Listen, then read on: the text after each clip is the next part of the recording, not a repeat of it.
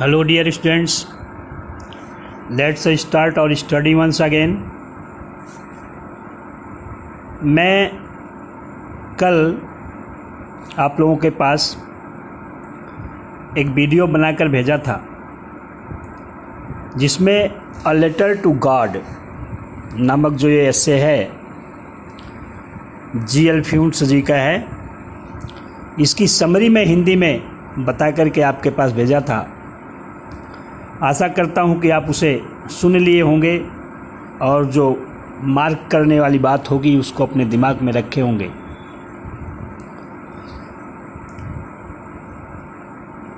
आज मुझे इसको पढ़ाना है।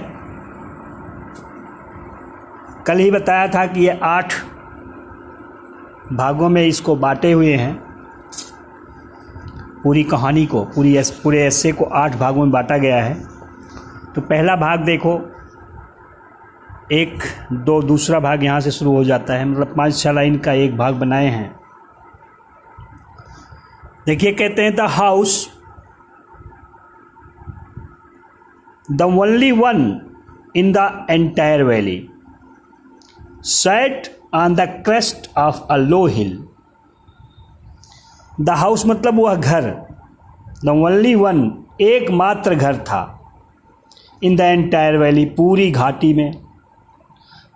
करें वह घर पूरी घाटी में, एंटायर मतलब पूरी कहिएगा, पूरी घाटी, entire valley.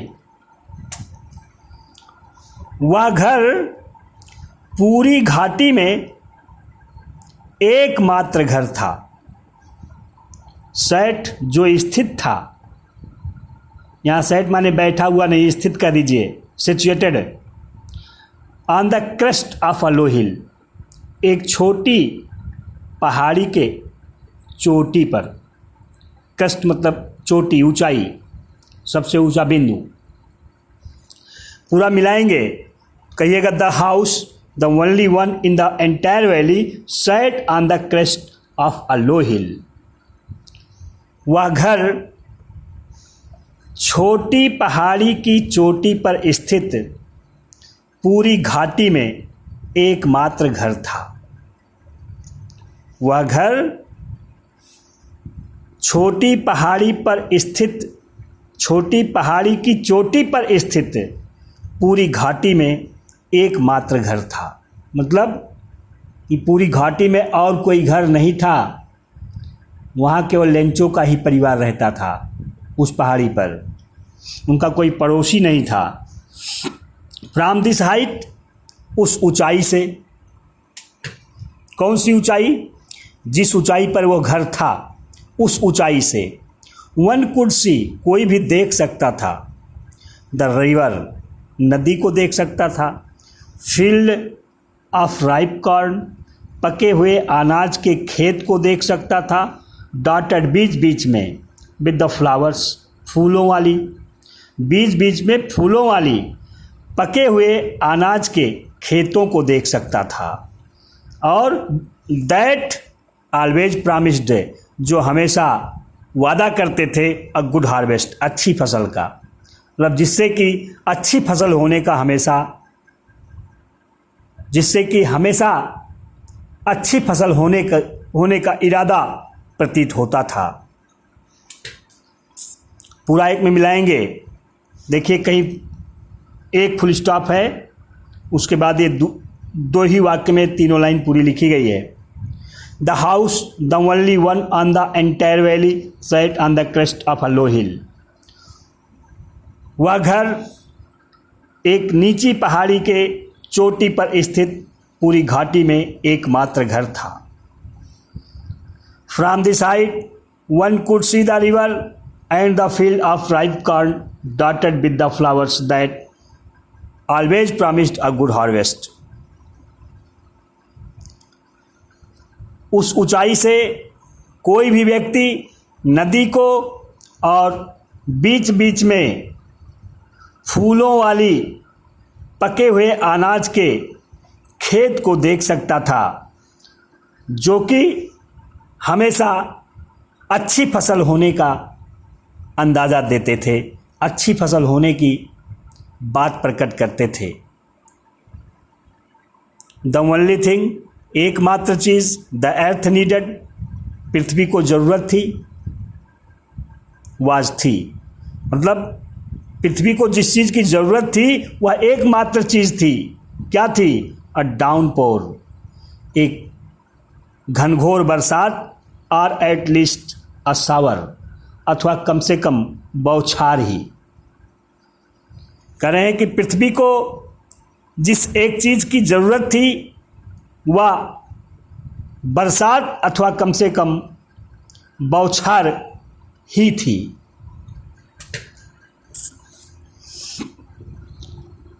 Through out the morning, पूरी सुबह भर, थ्रू आउट द मॉर्निंग मतलब पूरी सुबह भर, लेंचो मतलब Lencho, who knew his fields intimately, who knew जो कि जानता था, हिज फील्ड्स अपने खेतों को, इंटीमेटली भली भांति, पूरी सुबह भर लेंचो जो कि अपने खेतों को भली भांति जानता था, अच्छी तरह से जानता था, हैड डन नथिंग, वह कुछ भी नहीं किया था, हैड डन नथिंग एल्स, वह और कुछ भी नहीं किया था, but seen the sky toward the north east, बल्कि सीन द स्काई, वह केवल आसमान को ही देखा था, टुवर्ड्स द नॉर्थ ईस्ट, उत्तर पूरब की तरफ।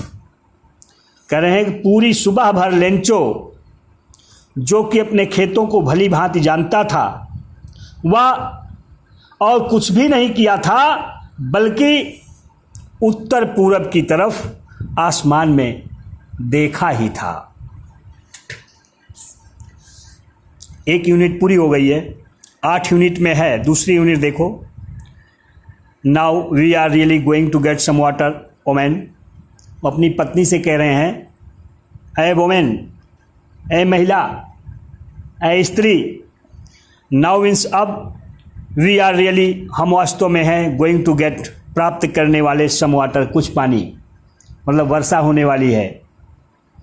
कह रहे हैं महिला, ए स्त्री, अब वास्तव में हम कुछ जल ग्रहण करने वाले हैं।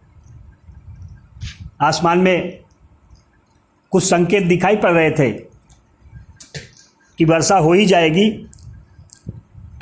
इसीलिए ऐसा उन्होंने कहा कि महिला, ऐ औरत, अब हम कुछ जल, कुछ पानी प्राप्त करने वाले हैं। यहाँ गोइंग टू का मतलब अबाउट टू, वाला वाली वाले। द वोमेन, वह महिला, हु वाज प्रिपेयरिंग सपर, जो कि भोजन बना रही थी, भोजन तैयार कर रही थी, रिप्लाई उत्तर दी। वह महिला जो भोजन तैयार कर रही थी उसने उत्तर दिया, एस गॉड विलिंग, हाँ लगता है भगवान इच्छा कर रहे हैं, हाँ लगता है कि भगवान हमें कुछ जल देने की इच्छा कर रहे हैं। The older boys were working in his field, the older boys, बड़े लड़के, वर वर्किंग, काम कर रहे थे, इन हिज फील्ड, उनके खेतों में, उनके खेत में। किसके खेत में? लेंचो के खेत में। बड़े लड़के उनके खेत में काम कर रहे थे, वाइल द स्मॉलर वंस, जबकि छोटे बच्चे वर प्लेइंग, खेल रहे थे, नियर द हाउस, घर के निकट। कह रहे हैं बड़े लड़के उनके खेत में काम कर रहे थे, जबकि छोटे लड़के, छोटे बच्चे घर के निकट ही खेल रहे थे, अनटिल, जब तक कि नहीं, तब तक खेल रहे थे जब तक कि नहीं। The women called them all, महिला, वह स्त्री उन सभी लोगों को बुलाई, क्या कहते हुए? कम फॉर डिनर, भोजन के लिए आ जाओ। पूरा मिलाएंगे, कहना पड़ेगा कि बड़े लड़के उनके खेत में काम कर रहे थे, और जबकि छोटे लड़के, छोटे बच्चे तब तक घर के निकट ही खेल रहे थे, जब तक कि महिला उन्हें यह कहकर नहीं बुलाई कि भोजन करने के लिए आ जाओ। अब सभी लोग भोजन के लिए आ गए, भोजन कर रहे हैं। फिर देखिए क्या होता है।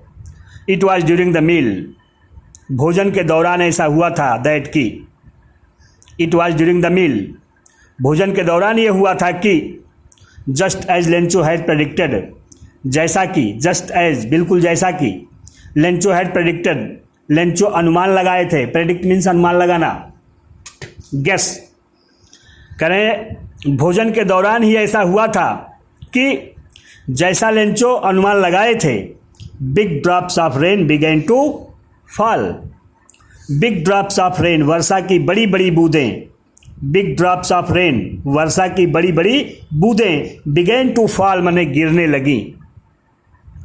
करें यह भोजन के दौरान ही हुआ था कि जैसा लेंचो अनुमान लगाए थे, वर्षा की बड़ी बड़ी बूंदें गिरने लगी।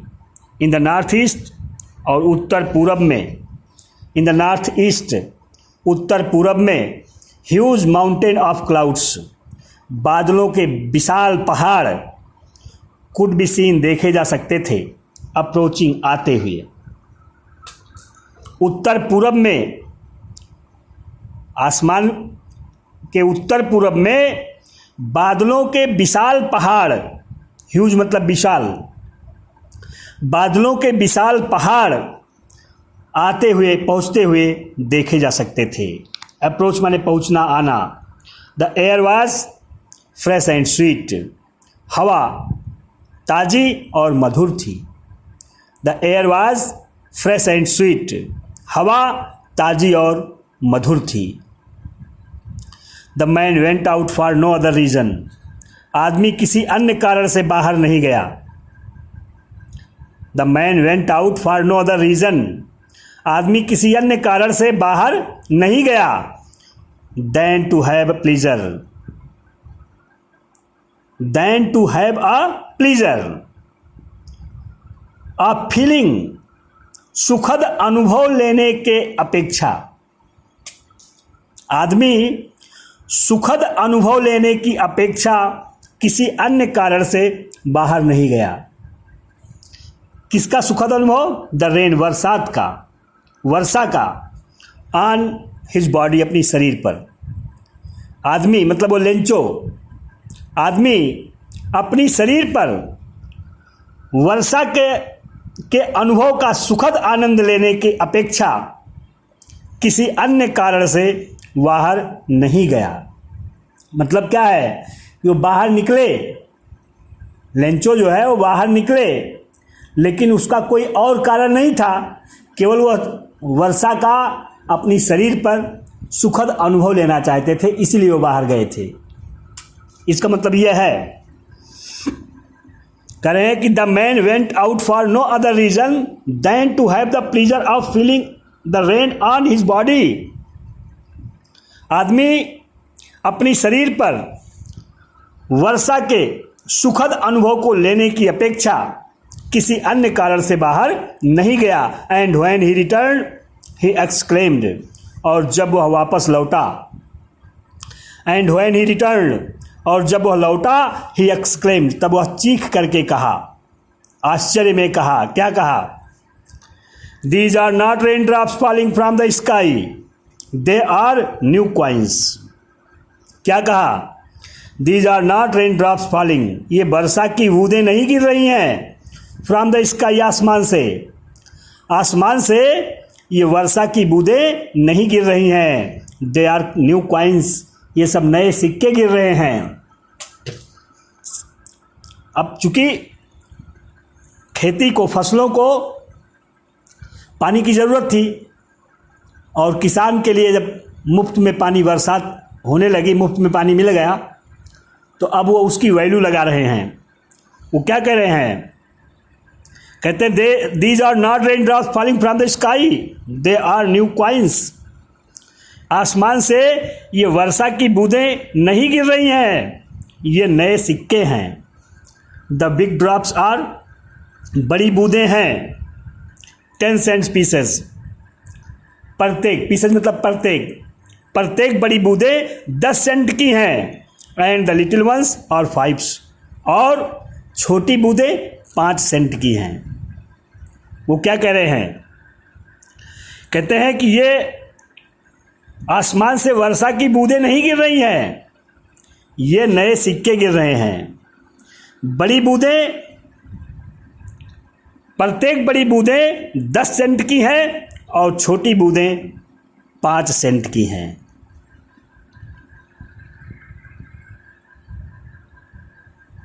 चौथा unit, with a satisfied expression, संतुष्टि की अभिव्यक्ति के साथ। विद मतलब के साथ, सेटिस्फाइड मतलब संतुष्टि की, एक्सप्रेशन मतलब अभिव्यक्ति। संतुष्टि की अभिव्यक्ति के साथ ही रिगार्डेड द फील्ड।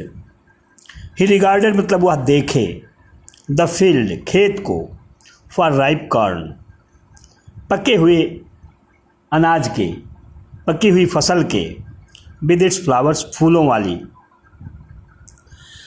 संतुष्टि की अभिव्यक्ति के साथ वह फूलों वाली पकी हुई फसल को देखे। Draped in a curtain of rain, draped in जो कि ढका हुआ था, कवर्ड था, इन कर्टन ऑफ रेन वर्षा के चादर से, वर्षा के पर्दे से।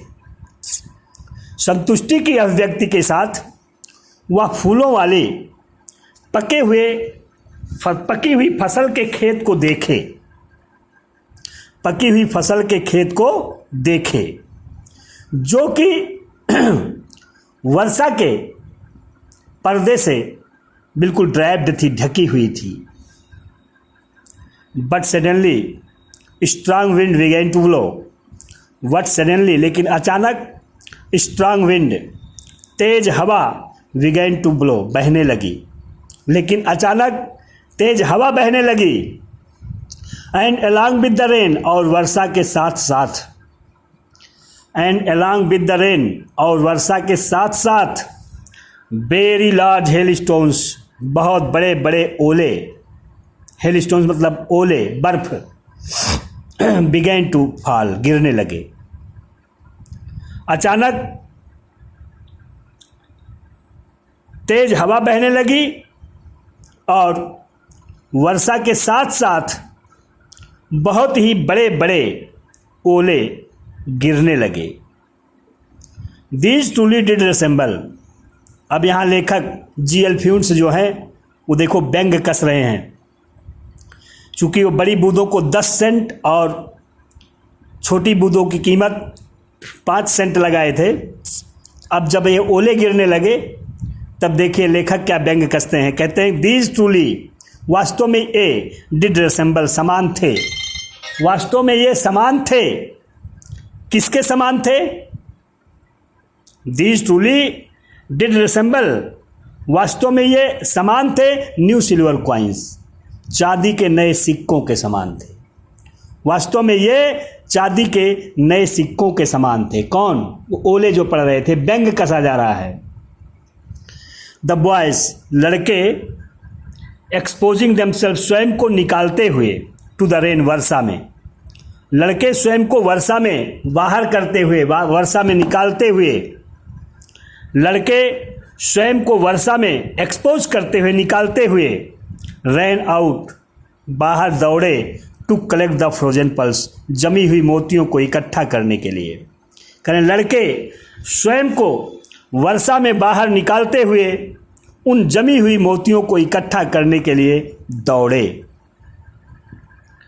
It is really getting bad now, exclaimed the man, ये पहले कही है, एक्सक्लेम्ड द मैन, वो आदमी आश्चर्यपूर्वक कहा, आदमी चीख करके कहा, क्या कहा?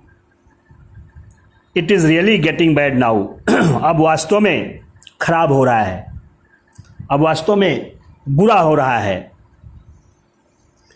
I hope it passes quickly, मैं आशा करता हूँ, इट पासेस, यह समाप्त हो जाता, गुजर जाता, क्विकली, जल्दी ही, मैं आशा करता हूँ कि यह जल्द ही गुजर जाता। It did not pass quickly, यह जल्दी से नहीं गुजरा। It did not pass quickly, यह जल्द ही नहीं गुजरा, मतलब यह समाप्त नहीं हुआ, जल्द, यह जल्द ही समाप्त नहीं हुआ।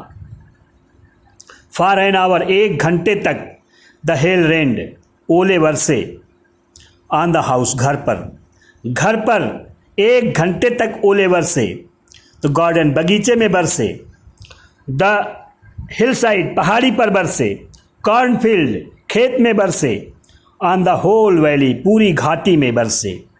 करें 1 घंटे तक घर पर, बगीचे में, पहाड़ी पर, खेत में और पूरी घाटी में ओले बरसे।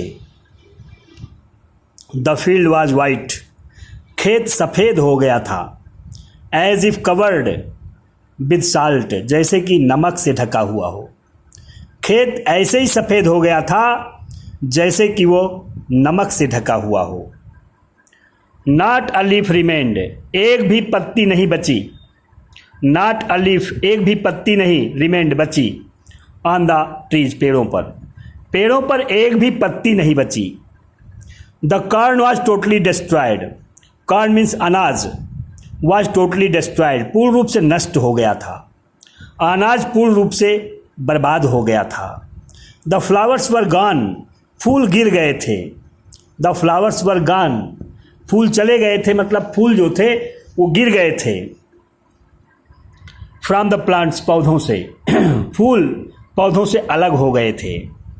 Lencho soul was filled with sadness, Lencho soul मतलब लेंचो की आत्मा, वाज फिल्ड भरी हुई थी विद सैडनेस, उदासी से, दुख से।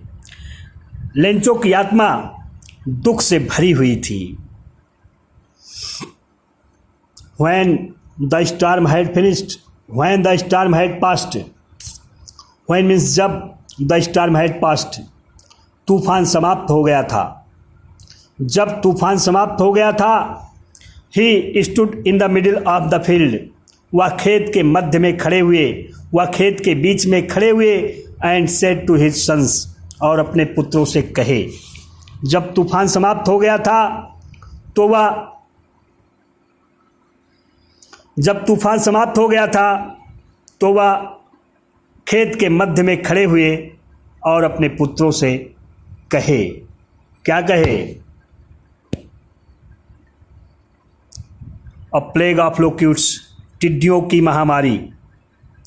प्लेग ऑफ लोक्यूट्स, टिड्डियों की महामारी, would have left more than this, would have left छोड़ी होती, मोर देन दिस इससे अधिक। मतलब यदि फसल में टिड्डियों की महामारी लगी होती, कोई रोग लगा होता, तब भी इससे कुछ ज़्यादा बचा रहता। वही कह रहे हैं, a plague of locusts would have left more than this, टिड्डियों की महामारी भी इससे अधिक छोड़ी होती। The hail has left nothing, ओला तो कुछ भी नहीं छोड़ा है। दिस ईयर, इस वर्ष, we will have no corn, हमारे पास अनाज नहीं होगा। इस वर्ष हमारे पास बिल्कुल अनाज नहीं होगा। That night was a sorrowful one, वह रात एक दुख भरी रात थी।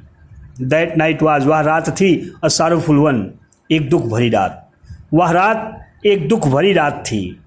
All our work for nothing, हमारी संपूर्ण मेहनत फॉर नथिंग, मिट्टी में मिल गई थी। कुछ भी नहीं रही, मतलब क्या? हमारी पूरी मेहनत मिट्टी में मिल गई थी।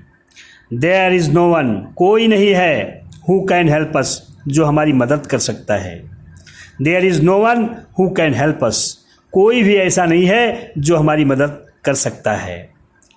We will all go hungry this year, इस वर्ष हम सभी भूखे ही रहेंगे। We will all go hungry, इस वर्ष हम भूखे ही रहे। We will go all hungry this year, इस वर्ष हम सभी भूखे ही रहेंगे।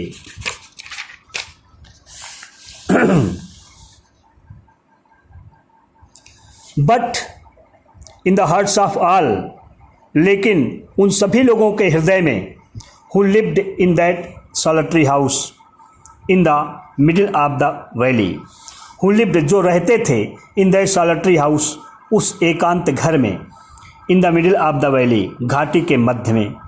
लेकिन उन सभी के हृदय में, उन सभी के मन में, जो कि घाटी के मध्य में उस एकांत घर में रहते थे, there was a single hope, एकमात्र आशा थी, हेल्प फ्रॉम गॉड, भगवान से मदद की आशा। लेकिन उन सभी लोगों के हृदय में जो कि घाटी के मध्य में उस एकांत घर में रहते थे, केवल एकमात्र आशा थी और वह आशा थी भगवान से मदद की आशा। डोंट बी सो अपसेट, इतना परेशान मत होइए। डोंट बी, मत बनो, मत हो सो अपसेट, इतना परेशान मत हो। Even though this seems like a total loss, यद्यपि यह संपूर्ण नुकसान प्रतीत होता है, फिर भी इतना परेशान मत होइए। रिमेंबर, याद रखिए, no one dies of hunger, भूख से कोई नहीं मरता है। याद रखिए कि कोई भी भूख से मरता नहीं है। दैट्स व्हाट दे से, यही चीज़ थी। दैट वाज व्हाट दे से, यही चीज़ थी जो वे लोग कहते हैं। No one dies of hunger, कोई भी व्यक्ति भूख से नहीं मरता है। मतलब सभी लोग, उस घर के जितने भी सदस्य थे, सभी लोग यही कहते थे कि घबराइए नहीं, भूख से कोई नहीं मरता है। अनाज नष्ट हो गया फिर भी भूख से कोई नहीं मरता है।